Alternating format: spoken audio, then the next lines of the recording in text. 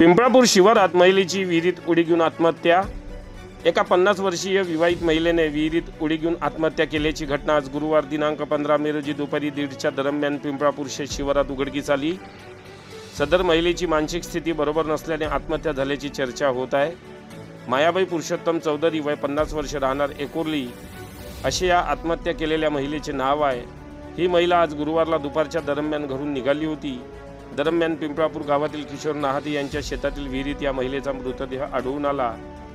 घटनेची माहिती मिळताच वडकी पोलीस स्टेशनचे ठाणेदार सुखदेव बोरखडे, PSI प्रशांत जाधव, सचिन नेवारे, बीट जमादार संदीप मडावी यांनी लगेच घटनास्थळाला भेट दिली व स्थानिकांच्या मदतीने महिलेचा मृतदेह पाण्याबाहेर काढला व घटनास्थळाचा पंचनामा करून मृतदेह पुढील उपचारात ग्रामीण रुग्णालय रायगाव येथे पाठविण्यात आला असून घटनेचा अधिक तपास बीट जमादार संदीप मडावी हे करीत आहे।